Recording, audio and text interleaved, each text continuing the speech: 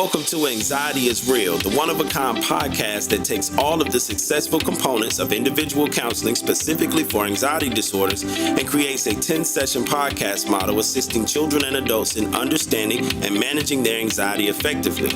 This podcast was specifically designed by anxiety specialist and licensed therapist Kris, who with over 12 years of license experience and over 20 years of field experience has successfully helped hundreds of children and adults overcome their anxiety by utilizing this specially designed program. Now, without further ado, please welcome the host of Anxiety is Real, Kris. Welcome to this week's episode of Anxiety is Real. This is episode 2, and we thank you for joining us today. We are happy to have you with us today to learn about anxiety. Today, we are going to talk about what makes your anxiety different than everybody else's.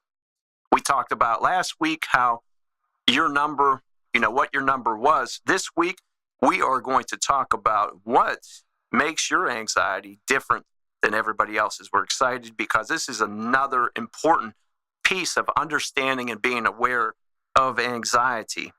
We let that big cat out of the bag, and it was a giant cat in a giant bag. That anxiety is normal. We took the gloves off and we got dirty, with it. And with that, if you were going around passing the word that anxiety was normal and it is normal, great job. We want you to continue that mission. In fact, I had a lot of people come out and ask me if I really said what I did. And I said, sure did. And I'll say it again, anxiety is normal. Absolutely. That's how I felt. And I wish I had that sound effect with me all the time. And I would tell them that anxiety is normal. That just sounds so perfect. Thank you, Mr. Marcus. So today we're going to talk about that, and you're going to understand and be aware of your anxiety even more. My name is Kris, and once again, I'm happy to have you. I have 10,000 hours and some of working with individuals, 20 years of helping individuals throughout my life, 10 years as a counselor. Over the last 10 years, we have seen an increase in anxiety. So this episode is going to help you understand and be aware more of how normal anxiety is and what we can do to, manage those feelings that are normal. And if you have a high anxiety number, it's okay. We want you to know that you're not alone, and it's going to be okay. In this episode, we're going to talk about, how long have you had your anxiety? And we're excited to discuss and give you a platform for you to, receive more support and understanding with it.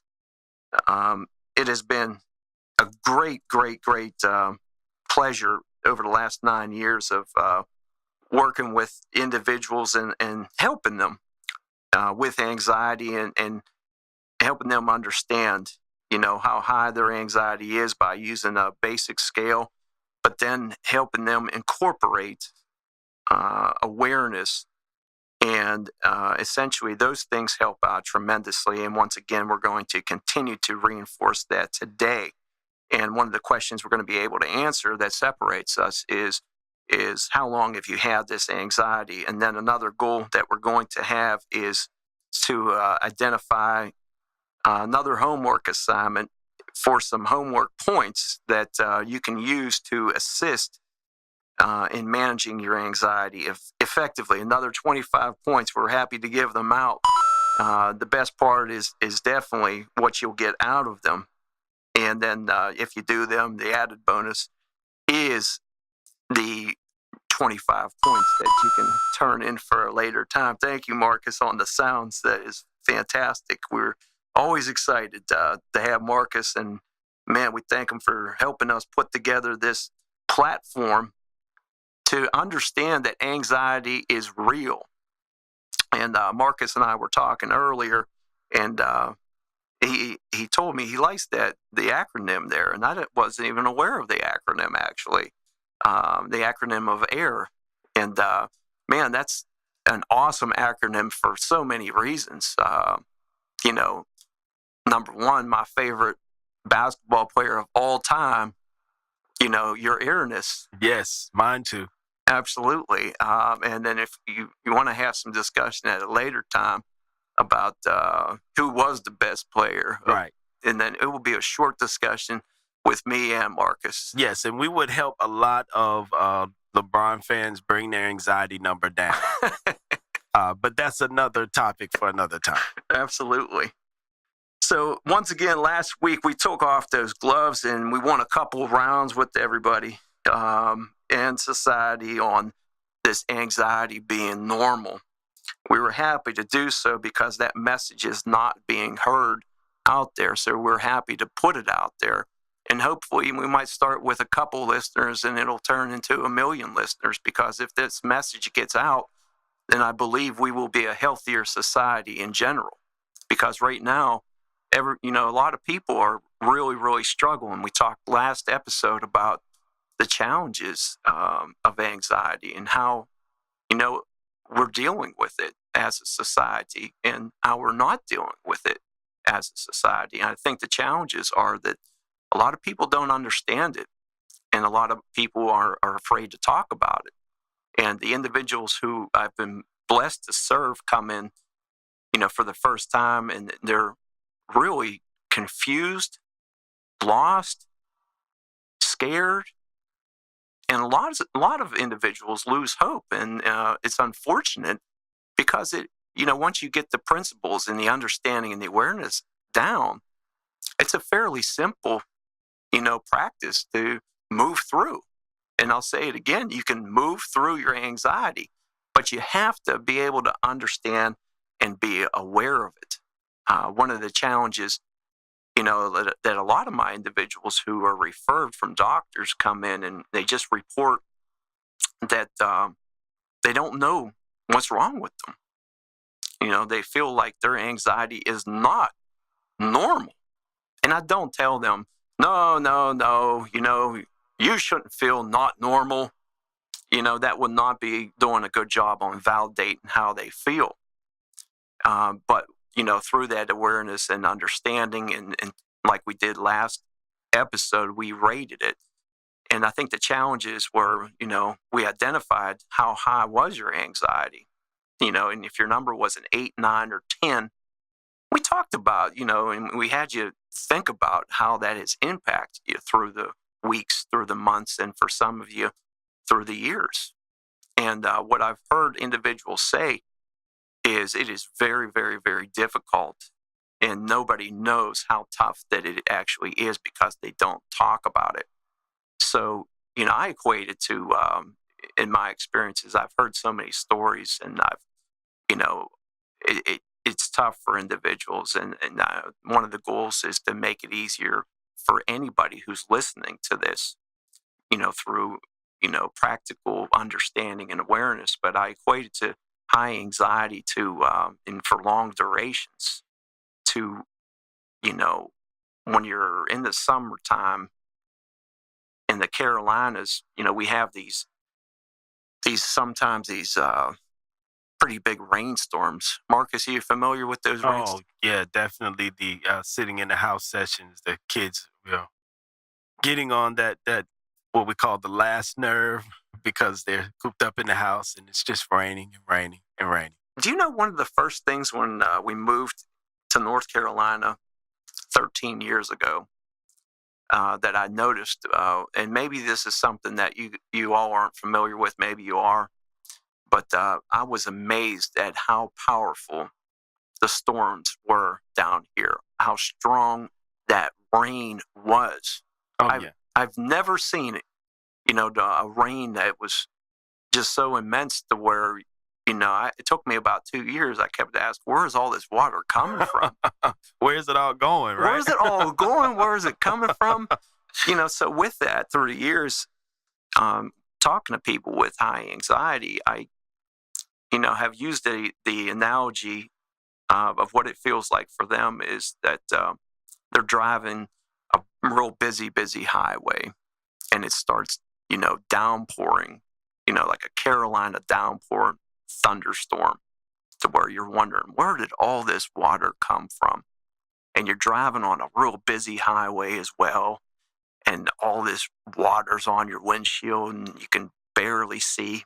And as you're driving, your windshield wipers stop working.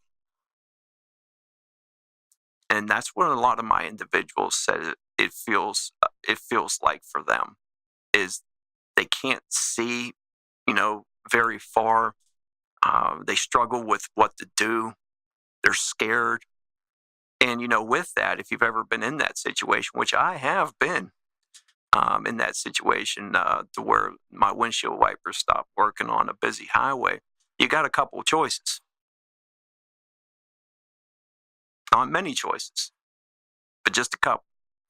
One, you can keep going. And I used to do things like that. All the time. Tough this out. I can beat this. I can go through this. I can, make it work. I'm not scared. And if you keep going, what's going to happen? I am very, very happy to report that, I do not think like that anymore. And I will pull over in a heartbeat. Yes. And recollect myself and say, I gotta wait here. That is a relief to know. Absolutely. For yourself and for the other drivers out there. Absolutely, Marcus. I could have used even more guidance, in my teens and in my 20s, and I'm blessed to be here. Thank you, God.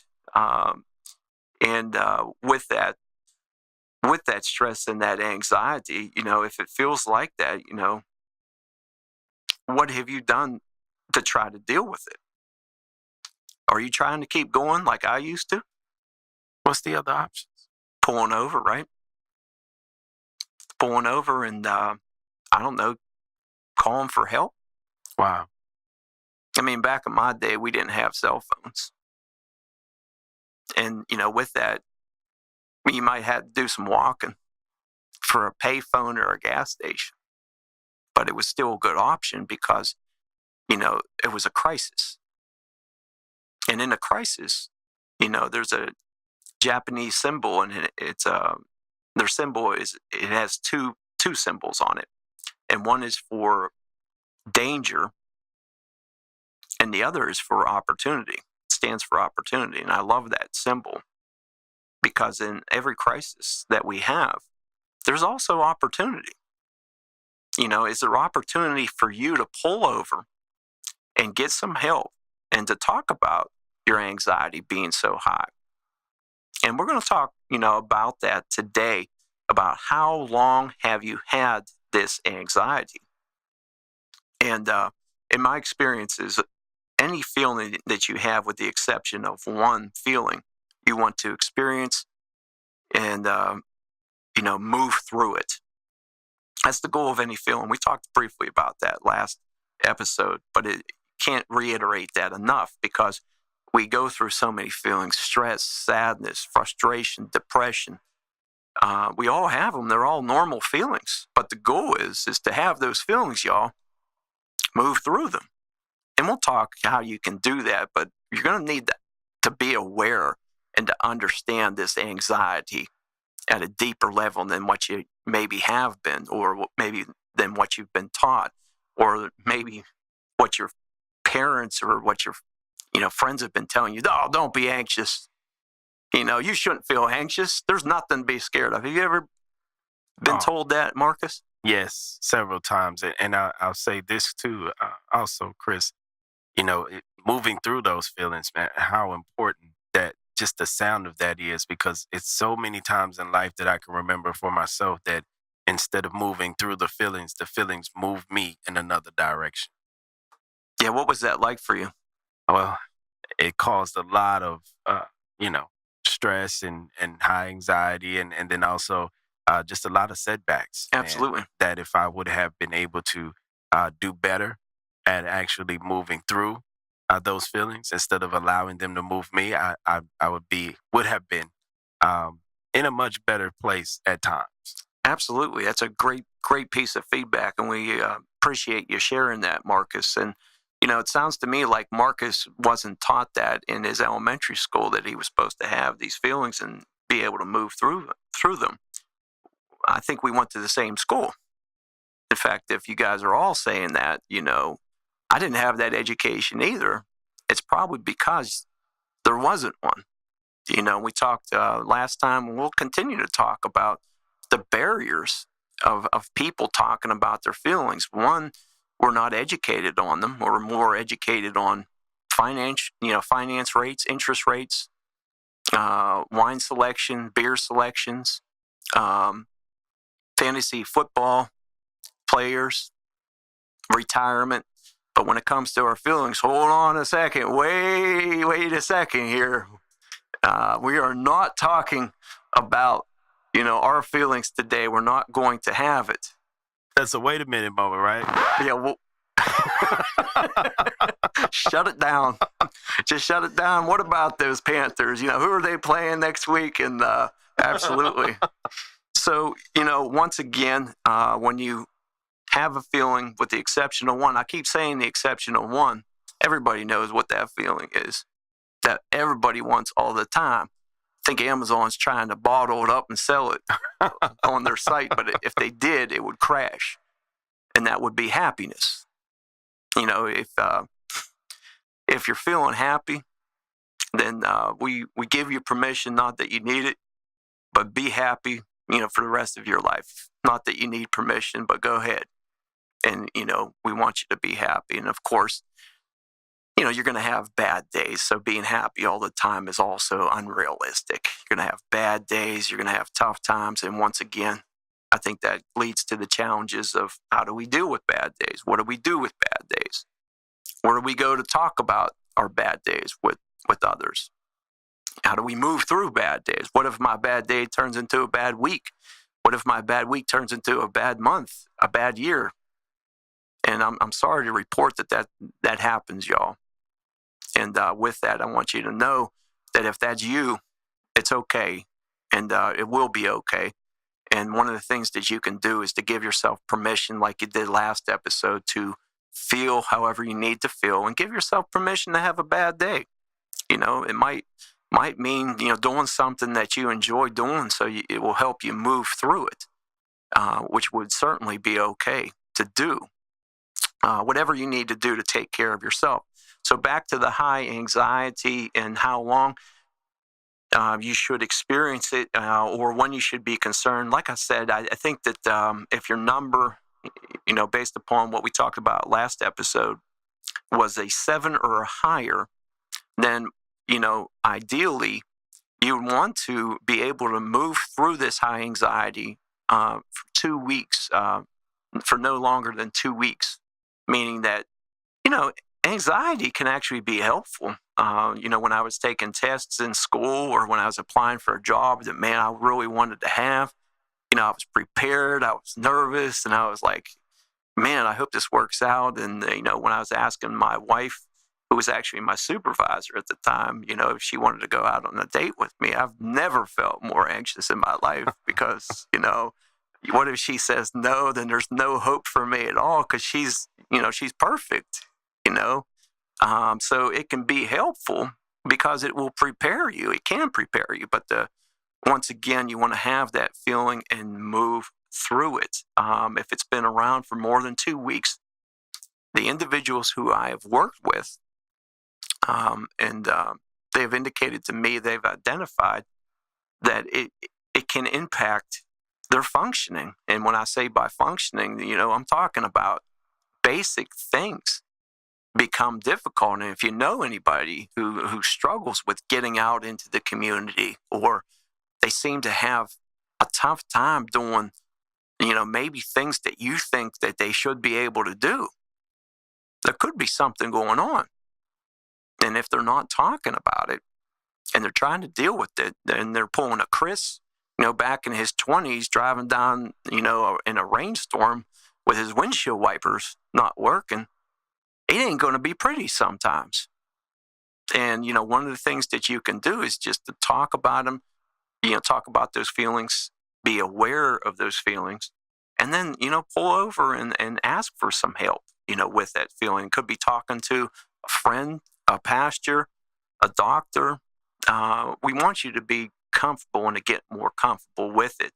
And if you don't, then like I said, it could lead to some challenges. And when we talk about, challenges, we identified, functioning, but also relationships. Did you know that high anxiety can impact relationships?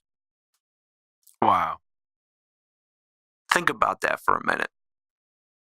And I'll give an example. I had a great meeting with one of my individuals who I serve with high anxiety. And we talked about, the progression of mental health in today's age. And we have made some tremendous progress.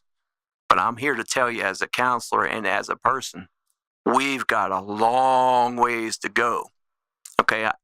And I'll tell you, one of the relationships pieces that was brought up in high anxiety and relationships was, number one, the thought process. Is one of the symptoms I see with high anxiety a lot of times is overthinking. Okay, not being able to shut it down. That great sound effect that you had, Marcus, on being able to just put it to rest, just like that. It's very uncommon for the individuals I serve with anxiety. So if you're constantly thinking and worrying, then if they're not healthy thoughts, it's going to impact your relationship. You're going to have doubts, uncertainties. For a lot of partners who are together, they may say, well, I don't know if they really want to be with me. And then, I use some humor in my sessions, and I ask them, well, is somebody pointing a gun at their head, and making them be in the relationship with you? Right. That's a good point. And, I do that sometimes, but in all seriousness, they don't laugh at that joke. And a lot of them don't laugh at that joke, so I stopped using it because I do have some bad jokes, and I have to put those away. But my point is this: they can create, high anxiety can create havoc and thought difficulties. And if you remember back in the day, and I'll tell you how real high anxiety is, and where we've come. If you would talk about the reasons that individuals divorce, you even go back in the 60s, 70s, 80s, and 90s. And I remember reading some articles and paying attention to this because, I was interested in, and I was working with kids who were impacted by divorce. So it was, something I was passionate about learning. And if you can remember back in the 60s, 70s, 80s, they came out with all kind of articles all the time. And if you, remember reading any news or any kind of attention that divorce got, from, those days and those eras, what would you say were some factors on why the divorce rate was so high, Marcus, back in the 70s, 80s? It's still high now, but what would you say would be the reasons that they gave for back in the 80s or 90s divorce rate being high? That's a good question. I don't know. I mean, maybe economic. That's what I remember about that time as well. In fact, one of my individuals who I'm serving, we were having some great discussion about that. Yeah, absolutely. The finances, remember? Mm-hmm. Yeah. Oh, yeah. Finances. They argued about finances. Yeah, and what were you arguing about with finances? Well, could have been arguing about, are we going to have enough money? Are we going to be okay? And these are all thoughts, by the way, y'all, that are out of your control. And we're going to talk about, thinking about thoughts that are out of your control, at another episode. It's going to be a really great episode, just because when you start thinking about things that are out of your control, in my opinion, it's clinical. It's just a spot on, classic anxiety case. If you walk out here today and you're focused more on things that are out of your control, then I'm just going to tell you, it's going to be a long day filled with, uncertainties, doubts, fears. And I know this because I listen to my individuals. I work with them. I hear them. And, for me, myself, it doesn't mean that you can't be scared of the things that you don't know about. But I'm just saying, if you're focused about those things all the time, then it's going to create challenges on you and the people around you. And yeah, that, back in the day, they blamed it on, finances, but I do believe it was anxiety. It just wasn't talked about back in the 70s, 80s, and 90s. They didn't have the resources that we have today. What do you think about that, Marcus? I think you're absolutely right, and it goes to a point that I can't remember where it came from, but I can remember how it impacted me. Where the point was made that there's two extremes that you want to avoid when you're seeing, a problem. You want to avoid ignoring it, and you want to avoid giving it too much attention. And I think that, what you're saying is just really bringing that back to my mind is how we can sometimes, okay, yeah, I'm acknowledging it, but now I'm acknowledging too, I'm giving it too much power and authority because of this negative thinking. And man, we could really sabotage some stuff that way. And that's probably what happened to a lot of people in that era, going through different, financial struggles and just giving it too much power. Totally agreed upon. And yeah, I just would have loved to been around to hear those conversations, and to interject, as a counselor, like I get the privilege of doing in sessions of, it sounds to me like you're nervous. Sounds to me like you're worried. Sounds to me like you're anxious. And I don't think that's how it went. Back in the day, it was tough to validate something that you weren't aware of. And I give all the credit to those past generations even more. It says a lot about the couples that did make it and persevere, the strength that they had, to move through all these different challenges, with not as many resources. That's why I am happy and thankful that we have progressed and we have learned throughout the years that these feelings and these things are real. They create challenges that make things even more difficult than they need to be. So, once again, high anxiety, all anxiety is normal. And just to review, once again, if your number was high, from that first episode, we didn't have you heading for the hills. Right. We didn't have you, calling, calling people in. We wanted you to validate yourself, give yourself permission to how you need to feel. And then secondly, we gave you a homework assignment that if you chose to do for 25 points, congratulations, number one. Okay, congratulations on those points, but also congratulations on taking an active step toward what we call self-care. Okay, it will assist you, but it's once again important to validate how you feel, acknowledge it, but then also be aware of some things that can help you feel better that don't hurt you or anyone else.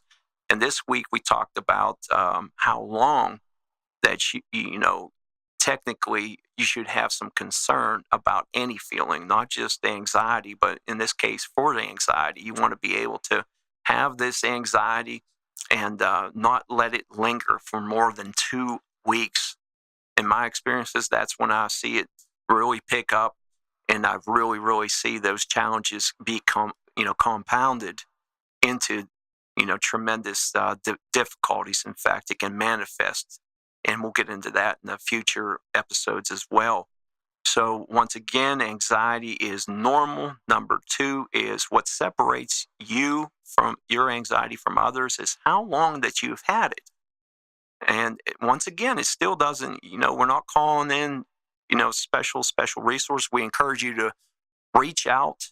And if you're having a trouble with it, high anxiety or depression, yeah, pull over to the side of the road and ask for help. It is okay to do. We're going to definitely do one of our episodes on how many times the typical a person asks for help every day. For example, I've already asked for help 30 times today and it's not even noon yet. Just by, asking for help. I drove here, so somebody made the car. I needed help with getting gas, putting gas in the vehicle, and I don't make gas. I wouldn't even know how to make gas. So, there's at least 30 occasions to where we all get help, but being able to ask for help specifically when it comes to your high anxiety is something we encourage you to do, and it's okay. So we thank you for joining us today. It was a great, great episode. And with that, we hope you join us for the next episode. We're going to talk about ways to move through that anxiety. Specifically, we're going to talk about applying some cognitive processes as coping skills, things that you can think that will help you move through this high anxiety. We want to thank our sponsors for this week, Genuine Counseling Services. If you would like to schedule an appointment, or you have questions, concerns, or you're concerned about others, friends, family members, go to Genuine Counseling at GastoniaCounseling.com, and you'll go to that website, and you can be connected to a live counselor who can assist you. And you can reach out and talk to them about what you're experiencing, or a family member or loved one, a neighbor, a friend, or even a random person is having trouble with, and they'll be glad to help you and take care of you there. So thank you for joining us this week, and it was great having a great discussion. Thank you, Mr. Marcus, for your excellent assistance. Pleasure. We wish you a great week of great awareness, great self-care, and all the success that comes with that. We'll see you next time. Thank you for joining us for another exciting episode of Anxiety is Real. We'd like to thank our sponsors, Opay Media Group and Genuine Counseling Services. Genuine Counseling Services would love to connect with you and help further assist you in your anxiety goals. Please reach out to them at www.genuinecounselingservice.com.